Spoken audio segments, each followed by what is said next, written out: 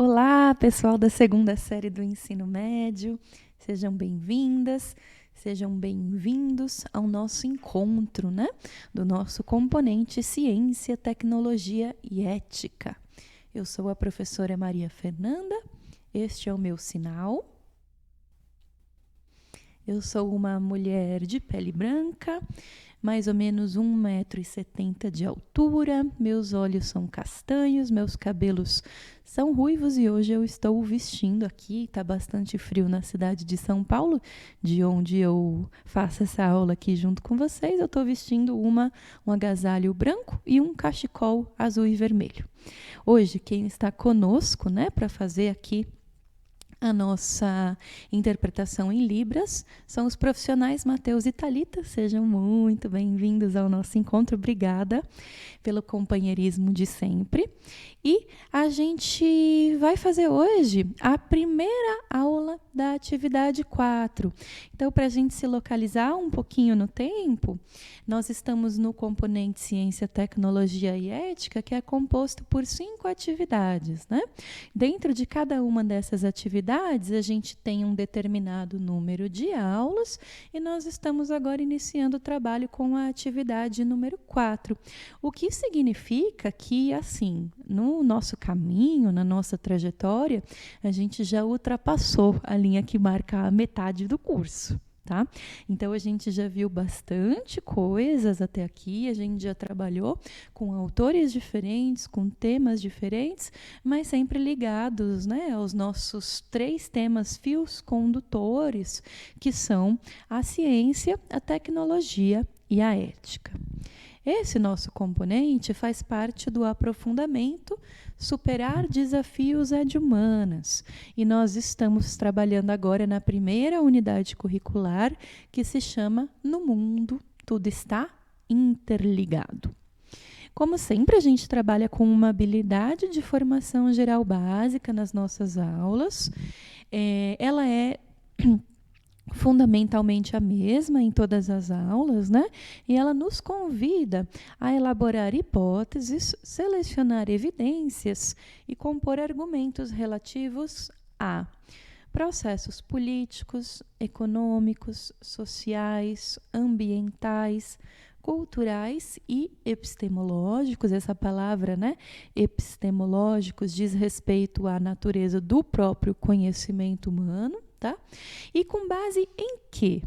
Na sistematização de dados e informações de diferentes naturezas. Portanto, vocês devem ter percebido que ao longo do curso a gente veio mobilizando informações e dados de diferentes tipos. Então, expressões artísticas, textos filosóficos, sociológicos, documentos históricos, documentos geográficos, mapas, gráficos, tabelas, tradições orais, enfim.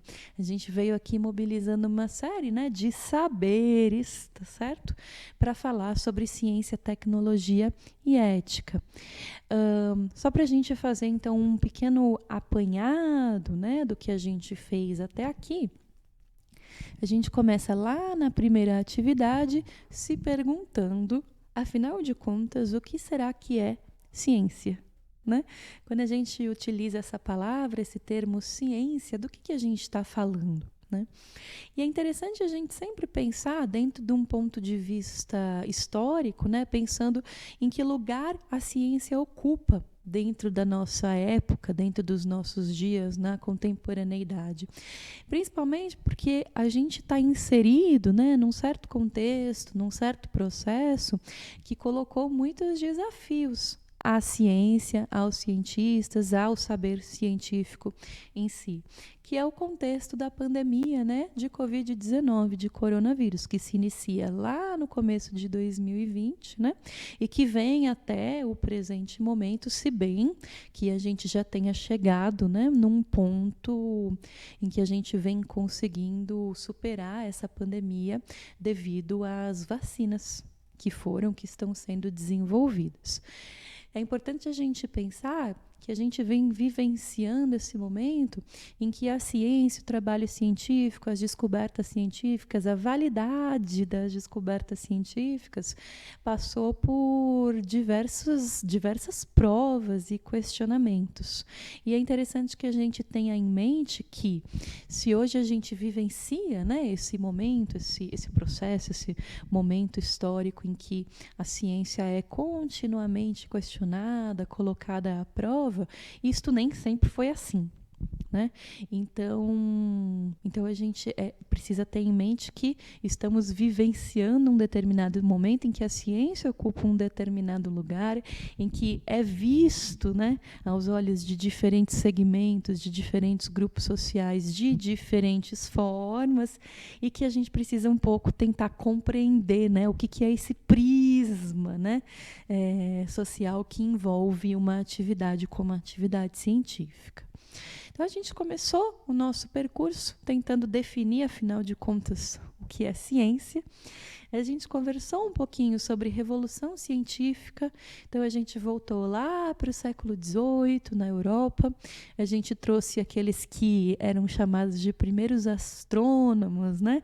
Essas pessoas que se dedicavam ali na transição entre a Idade Média e a Idade Moderna a observar os céus, a observar o universo, né?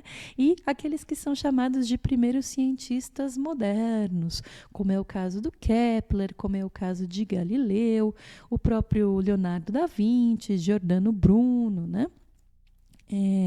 Que vão fundando, né? Pisando esse chão que depois veio a se tornar uma espécie de paradigma dominante, que é esse que a gente conhece como ciência moderna, fundamentada principalmente em dois elementos, que são a observação, portanto, a empiria, né? É a gente tentar desvendar os enigmas do mundo e do universo utilizando-se de uma ferramenta que é a ferramenta da sensibilidade, então, portanto, o ver, o olhar, o tocar, o sentir, né? Então, as ferramentas sensuais, sensórias, né? Que a gente possui para conhecer o mundo. E, para além disso, também um segundo elemento bastante definidor disso, que ficou conhecido como ciência moderna e que, em grande medida, se apresenta hoje, né, na ciência que se pratica, é a experimentação. Então, partir, né, de uma certa linha que prevê alguns passos em busca da verdade, digamos assim, ou pelo menos um pouco mais próximo da verdade. E esses passos seriam, então, a proposição de uma hipótese baseada na observação, a experimentação, né, a testagem dessa hipótese para a validade ou para reconstruir essa hipótese, tá certo? Então, esses passos que consistem na proposição de uma hipótese, na testagem, experimentação e depois na conclusão, são, em grande medida, os que fundamentam ainda hoje a atividade científica. Na terceira atividade, que a gente acabou de finalizar, né, na nossa aula anterior, a gente abordou mais algumas questões que dizem respeito ao fazer científico.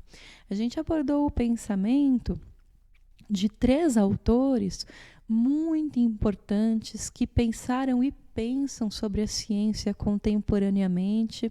São eles, então, o austríaco Paul Feyerabend, que fala contra o método científico, propõe um anarquismo científico. A gente abordou também o pensamento de Thomas Kuhn, o pensamento de Karl Popper.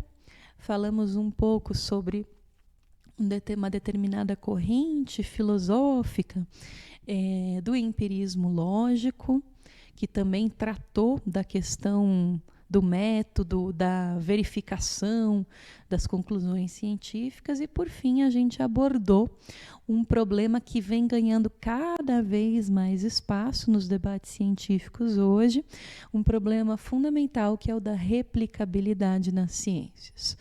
Então, só para a gente fazer aqui um breve apanhado para a gente seguir, né, no nosso percurso, a gente A gente tem ali o Paul Feyerabend, esse autor austríaco que lá na década de 70 do século passado começa a ganhar muito vulto, começa a ser muito debatido nos círculos científicos, porque é um autor que coloca no papel as suas ideias a respeito do que ele chama de dogmatismo científico. Então, Feyerabend diz assim para a gente: olha, se por um lado as ciências modernas nascem com o intuito, né, de desvelar o mundo, isso significa tirar os véus do mundo, parar de encarar o mundo de uma forma supersticiosa, através de crenças, e tentar entender esse mundo, né, de uma forma mais racional, mais objetiva, né? Se por um lado a gente tem esse movimento, né, na Revolução Científica, por outro, diz ele, esse próprio movimento acabou por gerar um outro dogmatismo, que ele chama de dogmatismo científico, e que consistiria então em trocar, digamos assim, uma visão dogmática, religiosa, enfim, a respeito do mundo, por uma outra visão dogmática, só que dessa vez científica, tá certo? Uma espécie de alçar a ciência a uma condição de outra religião, num sentido que diz o seguinte: há apenas uma forma de fazer ciência, esta forma é a única correta, é a única adequada, de tal forma, diz o Feyerabend, que a gente viveria hoje numa situação em que a gente estaria preso num novo dogma, dessa vez não mais o dogma religioso, e sim científico. E contra isso ele propõe, então, um anarquismo científico, ele propõe uma abertura, né, científica para outras possibilidades de conhecimento, saberes, experimentações que são consideradas inadequadas pela ciência tradicional, certo? Esse é o Paul Feyerabend. E a gente também falou sobre o Thomas Kuhn.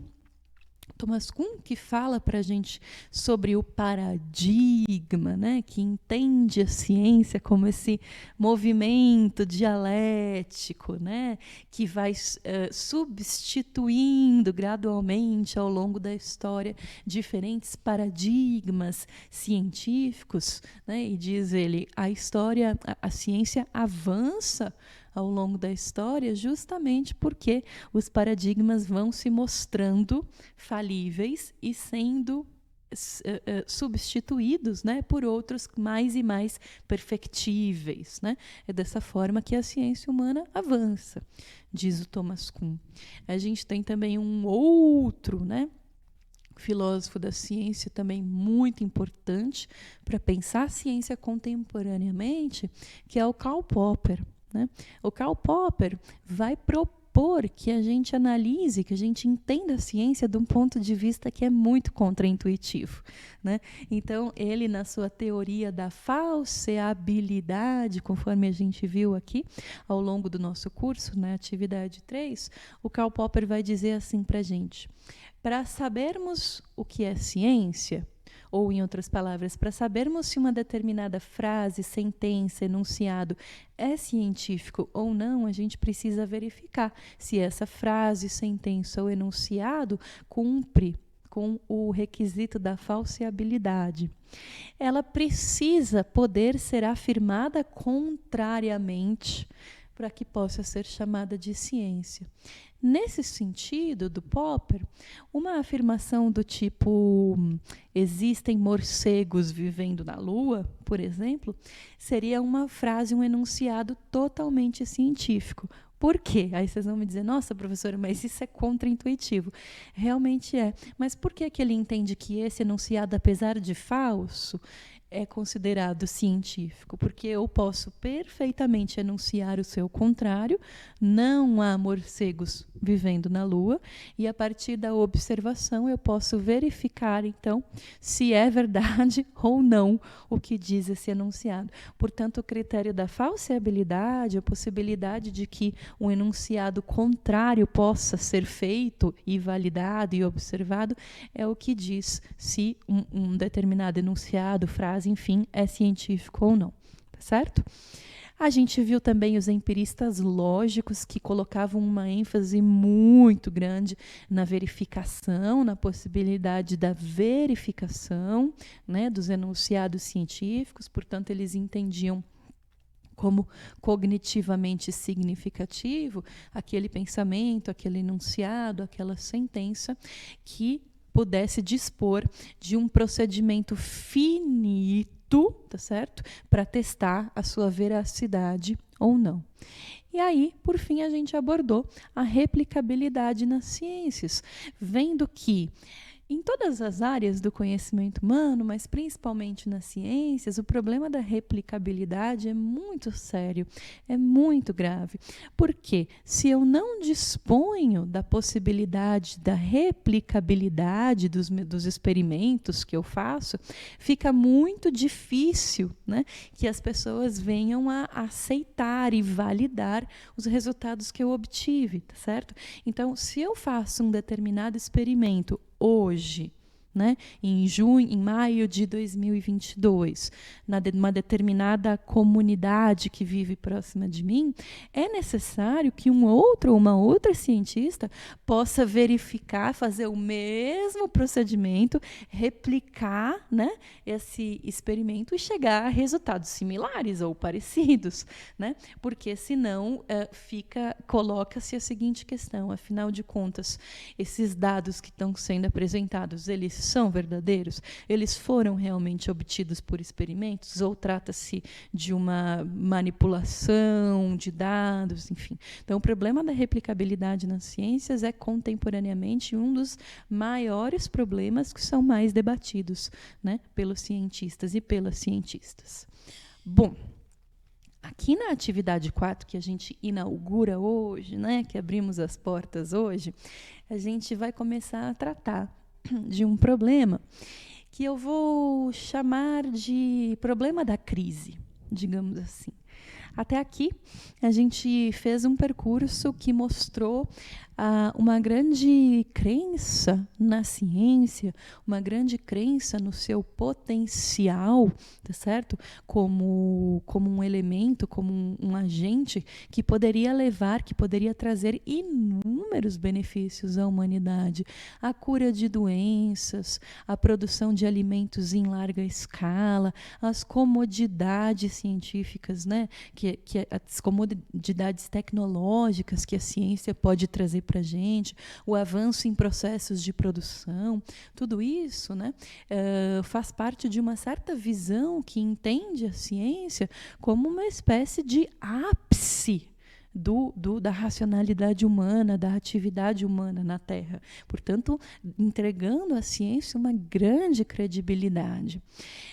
Por outro lado, pessoal, principalmente no século XX, é isto que veremos, uma série de autores e autoras que fazem a crítica dessa crença desmesurada, exacerbada na racionalidade humana e na ciência, colocando-a como algo que, se por um lado, sim, apresentou inúmeros benefícios para a vida humana, por outro, também trouxe questões muito problemáticas, também trouxe eventos históricos, né, muito problemáticos. Esses e essas autoras e autores, né, que fazem uma crítica da razão, ou pelo menos da crença exacerbada na razão e nas suas potencialidades, são autores que se perguntam se estaríamos vivendo uma crise da razão ou uma crise na razão. E aí vocês vão se perguntar o seguinte: professora, mas qual é a diferença entre falar de uma crise da razão ou uma crise na razão? Bom, em princípio a diferença parece bem pequenininha, né?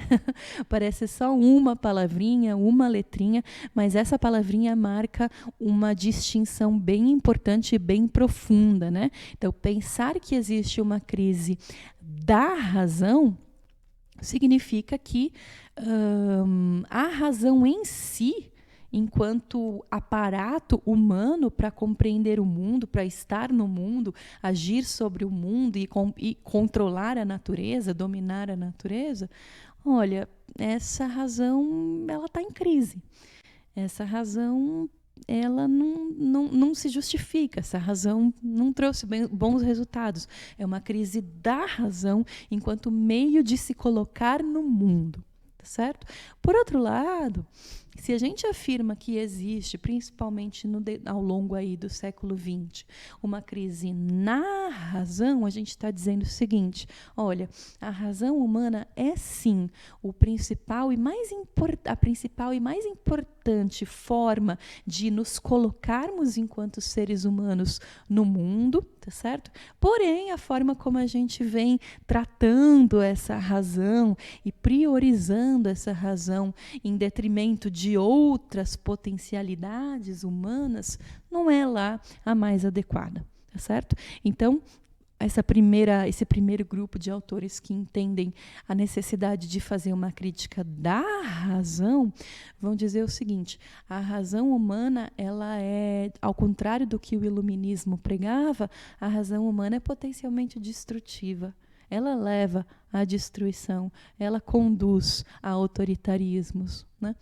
Enquanto que este outro grupo de autores que entende ser necessário fazer uma crítica na razão, dizem o seguinte: a razão humana é eminentemente boa, proveitosa. O que a gente precisa se atentar é para as formas, né, como faremos uso, como colocaremos no mundo o uso da nossa racionalidade. Para a gente entender um pouquinho melhor do que a gente está falando, quando a gente fala de crise da razão ou de crise na razão, a gente vai ler um textinho que aparece no nosso mapa, né?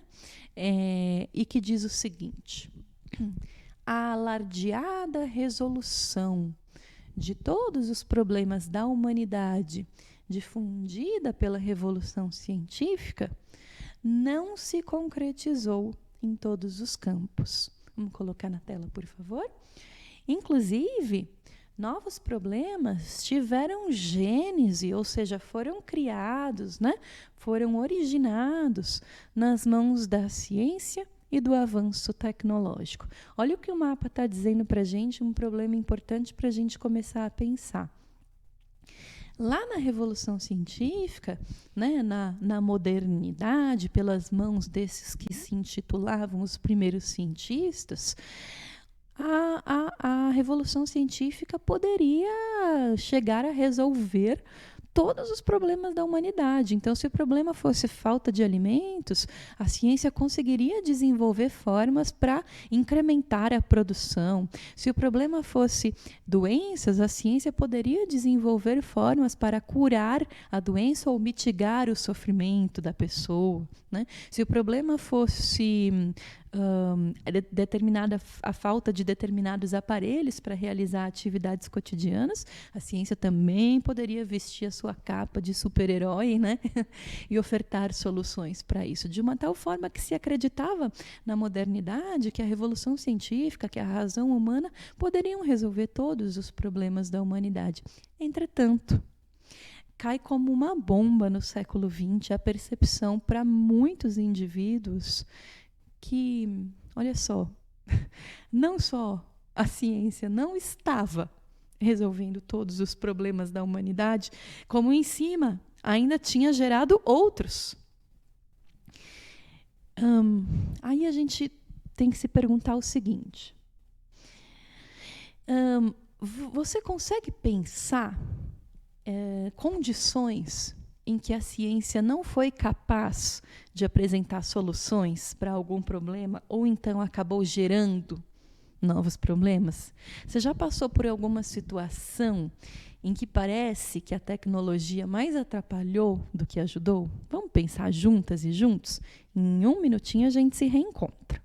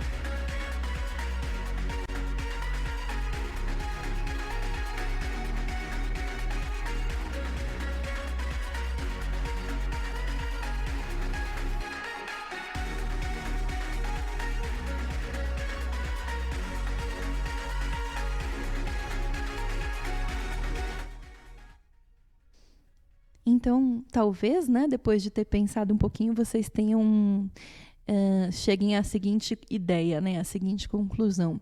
Sim, há situações em que a ciência não foi capaz de ajudar, que a ciência não foi capaz de resolver.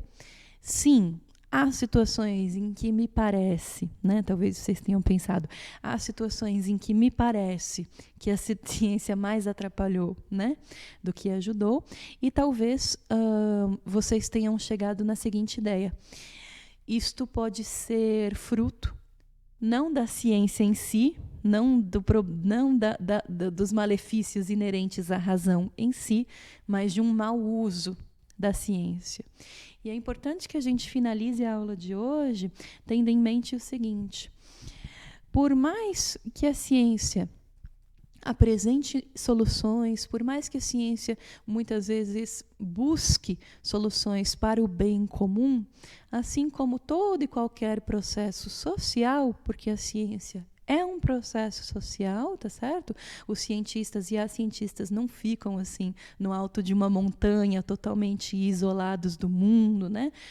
Fazendo ali as suas atividades. Eles também fazem parte de um corpo social, também são mobilizados, né, demandados por diferentes interesses, diferentes circunstâncias, e então, como todo e qualquer processo social, a ciência também é passível de um mau uso, tá certo? Por isso, eu coloco para vocês, antes da gente finalizar a nossa aula, a seguinte questão: será que a razão pode ser usada para o mal ou para ignorar e produzir agruras? Agruras, a gente fala, um sinônimo, né, de agruras seria o sofrimento, tá certo? Será que a razão, esse guia da ciência, também pode ser usada para o mal ou para ignorar e produzir sofrimento humano? O que vocês acham? Conseguem citar situações em que isso ocorreu? Mais um minutinho, a gente já se encontra.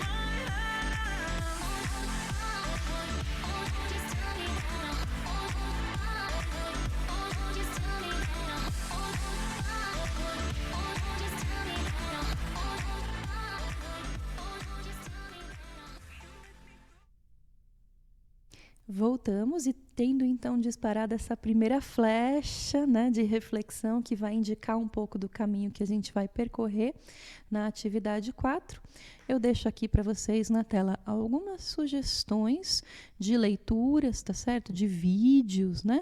Para aqueles e aquelas que se interessaram especialmente por este tema.